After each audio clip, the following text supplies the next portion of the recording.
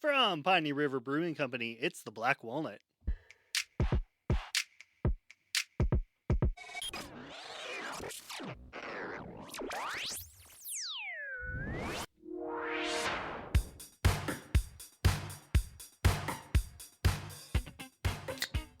It's time for the opening crack, the sideshow to the D&D show we normally do, where we taste and rank some beer.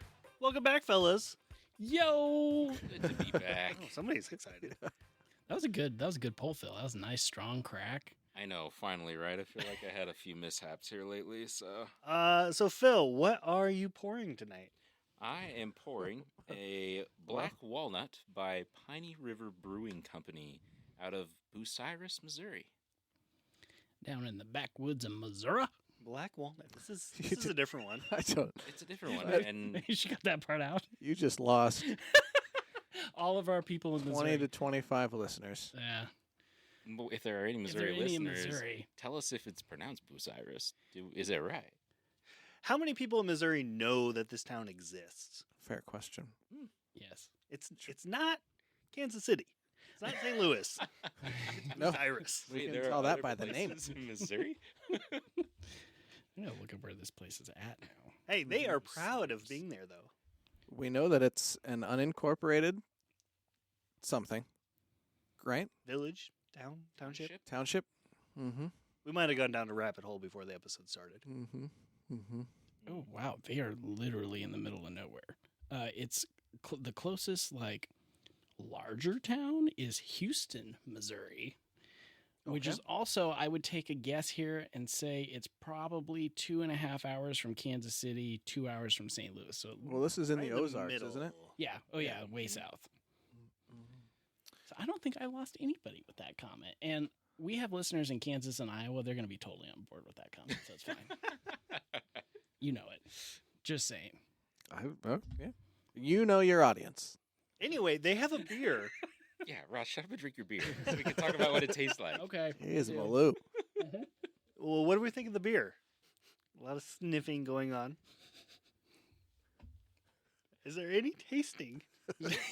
You taste with your nose first. Thank you very much. Do you know what my first taste via nose is? No. Olives. Yes. And if I did not see olives on the ingredient list. I would it could be agree. I problematic. concur. It smells kind of sweet to me. So this one When I is smell it. an American-style dark wheat ale brewed with local black walnuts. I think it has a sweetness to it when you drink it. I think so. It's Yeah. not heavy, but What's No, go ahead. I was just gonna say, what's the official style for this again? dark American-style dark wheat ale. Dark wheat ale. Okay. I like it. I think it's good. I That do too. fruitiness might just be the nuttiness, kind of Yeah. blending between the two. Mm-hmm. Mm-hmm. It's just not like your typical nuttiness like you would get if you're eating, I don't know, like a baked good or something like that. It's very different and it comes across A at least to baked me. good. Yeah. What are you talking about? Yes, you have a walnuts in a baked good, that kind of nutty taste. Why don't you talk to me like I'm an idiot? I just usually do. Where do you have your walnuts? I don't eat them outside of baked goods. That's my only I comparison. usually don't. Yeah, I don't know. you got to roast them first to bring out the nuttiness. Yeah. Sure. And these are supposed to be green, right? Because Mm-hmm. Well, it says it black. doesn't they're- it just says black. They're black walnuts. walnuts. But the picture on the can it shows is it's like the actual green. So have you ever seen squirrels running around with the giant walnuts? I tell you, those stupid things, the walnuts themselves, they start green, Yeah. and they are pain in the butt on the lawnmower. I'll tell you from experience. And then We they had turn into black sludge. Yeah. Mm-hmm. We had one in our backyard growing up, and ooh, I've hit many of those. Yeah. Look out on the exhaust side of the lawnmower. I'll tell you. I mean, when we're talking about the nutty flavor, the sweetness in this, it almost has to be the walnuts because the only ingredients in this are water, malted barley. You get sweetness from the malted barley, of course, but the wheat, walnuts, hops, and yeast. So anything that's not grainy, malty flavor has to be the walnuts, right? Yeah. So Mm-hmm. it's just interesting. It's not what I thought it would be. It's great. Don't get me wrong, but it's just different. Yeah, I like it. This is not going to sound like a compliment, and I don't know if it is or not. There's something about it that reminds me of flat soda. Okay. I just, Yeah, you're I right. can see it. I don't know why. I don't know either. I don't mind that though. I mean, I love in this. flat soda. Yeah, actually, it's not that bad. It's smooth to drink too. Like, Yeah. It's not, Yeah. Mm-hmm. Is it just the malt? Maybe. Yeah. I don't something. The yeast is it pretty mild Malted barley. yeast. Like there's not like a really strong yeast flavor coming through or smell to it. Like yeah, I agree. Like, it's smooth to taste. Could it be that the beer itself is just not like highly carbonated? It could be. And maybe they did that on purpose. It's just when you were talking flat sodas, like that's to me what makes flat soda is the fact that it's lacking the Yeah. bubbliness. And we saw that a little bit when Phil poured it in the glass. Like it didn't have a big head on it. It didn't really No. bubble up all that much. Mm-mm. So One of the things I think was interesting on the can, so Ross kind of talked about that it has like black walnuts on it, sitting in a bag. On the side of the can too, though, hand harvested. They do a lot interesting, of work yeah. to make this beer, then, right? So I picked this up down in Kansas City, and apparently Missouri is like the biggest producer of black walnuts in the U.S. Really? And most of them come from like people's backyards, and they go Sure. around and pick them up and Just take them picking to 'em like up. Interesting. underground black walnut dealerships or something. They sell them to breweries. Walnut dealerships. Yeah. Well, there was okay, so growing up just down the road there was a winery in the Amana colonies and they would make dandelion wine. Oh, sure. And so a couple of summers, like if you went out into your yard, and we had a pretty big backyard, you could pick dandelions and then take buckets of dandelions into the brewery and into the winery, excuse me, Sure. and they'd buy them off you Interesting. for not enough money to make it worth it. Like a little kid side hustle thing. Yeah, but yeah, I mean, if there's a bunch of people around and they're all just collecting walnuts. I just see dads bring 'em in. everywhere being like, you know what? I need to get my kid to weed the Weed my yard. own. Yeah. Tell you what, you go pick those. They'll pay you 25 cents a bushel at the Amana colonies. Let's go. I will mention this one comes in at 4.5 on the ABVs and 18 on the IBUs. So not too potent. Not a heavy hitter. 18 even seems high for IBUs. Like I don't feel like this one has any bitterness at all. And very it's- smooth. It's dark, right? The color of it is dark. I wouldn't describe the color of it as black. It's a little more No. brown Mhm. to me. And it's not overly. You don't get it. It's not like an overly roasted flavor or a smoky flavor or anything like that from it. It's like a brown ale sort of a color, but with wheat as the base. Mhm. It's good. Yeah, I like it. So switching back to D&D, we'd like to talk about where could you find this one in one of the planes of D&D. Ross, where are you going to find this beer? I was really hoping you wouldn't start with me. I leaned into this is dumb. I'm sorry. You're gonna find this one at Squirrely Shack. Oh, Squirrely likes the black walnuts, mhm. and this is the fruity nut special. Now, can you tell us a little more about Squirrely? Yeah, Uh-huh. he's kind of wiry looking, Okay. skinny dude. Looks like very disheveled. Like he This just is got a out of bed. person? Yep. hmm Okay. If you like see him running around out of the corner of your eye, you'd swear to God there's a squirrel in the room. Like he just moves around very quick, Yeah. talks very fast. Human? I didn't really think that one through. Undetermined. Originally, yes, but now that you say that, I think no. No. Yeah, I was he's thinking got to be no, short. He's yeah. got to be a small little guy. Yeah. Yeah. Gnome or halfling, something for sure. Dwarf, perhaps. What do his toenails look like? Well, considering pretty that long. they're sticking out of his shoes because he never cuts them. Yeah. So they're pretty. But that So you gives. hear him scratching across the Yes, floor. you do. Exactly. Yes. Mhm. 100%. And he wears kind of poofy pants that would be reminiscent of a squirrel tail. Just leaning into it. Yep, 100%. It's like, I'm going to play this role. Let's go. Okay. Very good. Well, I think that you could find this drink at the Flatwater Tavern.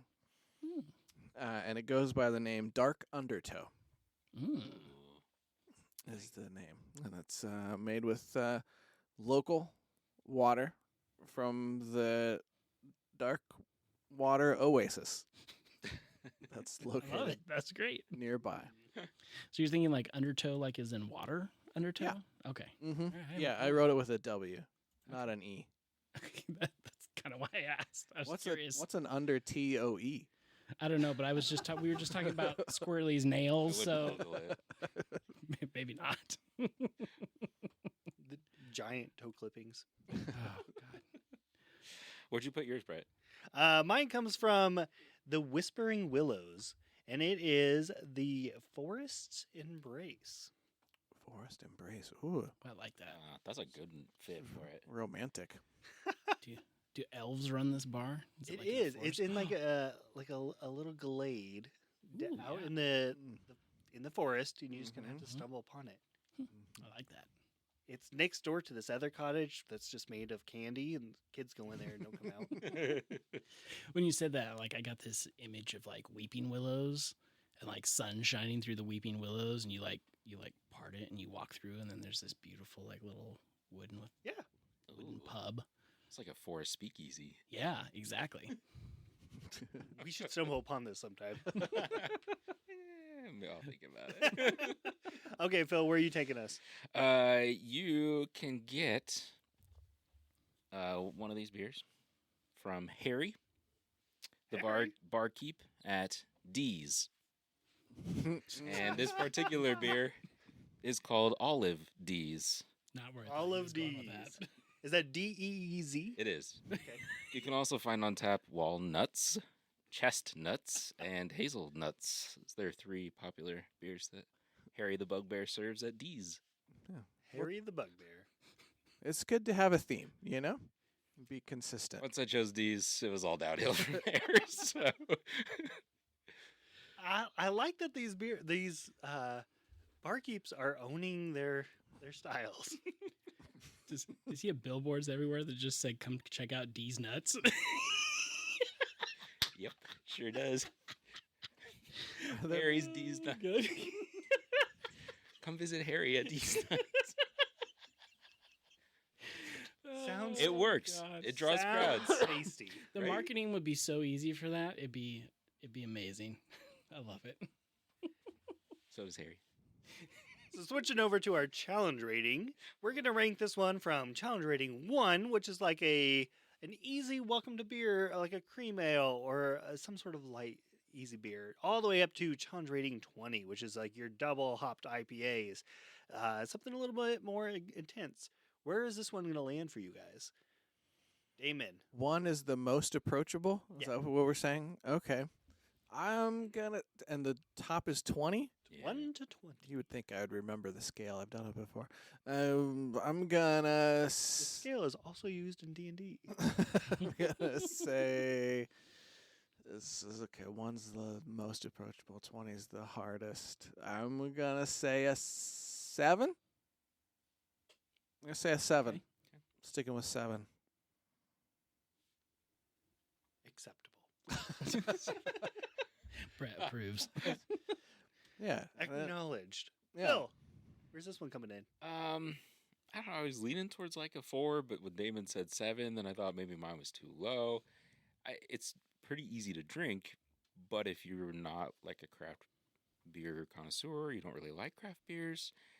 I mean, it doesn't just taste like a cream ale Nothing. or like a domestic beer you would go pick up off the Sure. shelf, right? Like it's got a flavor profile. It tastes like black walnuts, and like that's, I don't know. It's maybe a 5. We'll bump it up 1. I'll go 5. Okay. Ross, where are you coming in at? I'm actually I was thinking it was gonna be like a 2 originally, but the more I think about it, I also agree that it's probably a 5. I think just in terms of flavor, I don't think there's anything about this, especially in this area, like how we were talking, like it's the walnut capital of the United States, apparently, or whatever. It's like they're used to that type of flavor, right? So I don't think that would hinder anybody at all. So I think a 5 is respectable. I don't think it's any higher than that. Like there's not noticeable bitterness to it or anything like that. So pretty straightforward. I was going to come in at 5 as well.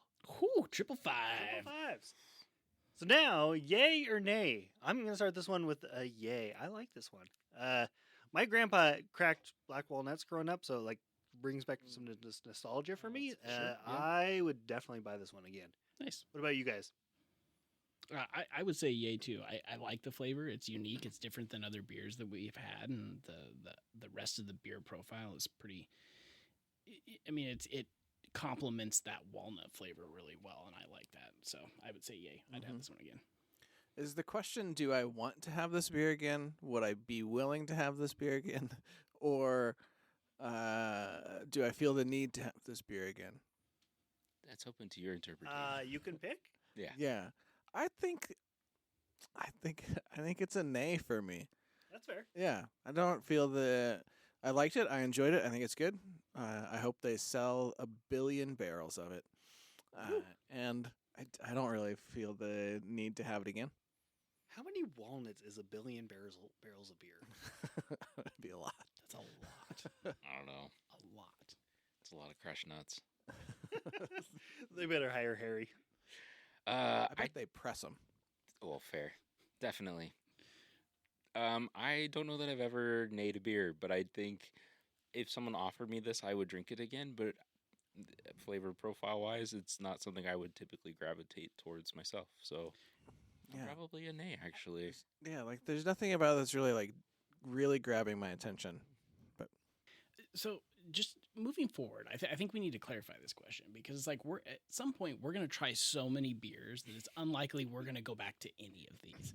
Yeah. So maybe we should. Please don't let this hinder how you. Oh, you already said yay. Never I'm mind. already done. Never mind. That's why I was. Yeah. Anyway, I think we should look at this as if somebody offered you one of these. Like you made me think of that when you said that. Like you know, if somebody offers you a black walnut beer from Piney River Brewing Company, are you going to say yes to that beer? Because the odds of us coming back. I mean, Brett picked this up in Kansas City, so it's not like we can wander down to the local Walmart and pick up this beer anyway. So it's like I think just moving forward, especially for the sake of the listeners, I think that's how we should approach this.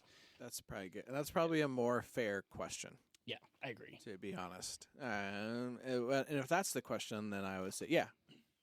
Like if I went to somebody's house and they say, "Oh, I've got some of this. Would you like one?" Yeah, sure. Same. Agreed. It's easy drinking enough Oh, yeah. that you guys can get over it. Because you're wrong. I mean, it's fair. No. Well, you can find this one somewhere in Kansas City. You can actually pick it up. But this has been the Black Walnut Ale from Piney River Brewing Company. You can learn more about them at pineyriverbrewing.com. They're out of Bucyrus, Missouri, if that really exists. And that is going to do it for this episode. Stay tuned for more beer reviews in the future. You can check out our regular show, Bards and Barrels, anywhere podcasts can be found. And you can follow us on Facebook, Instagram, YouTube, and Threads at Bards and Barrels. Until next time, may your dice be hot and your beer be cold.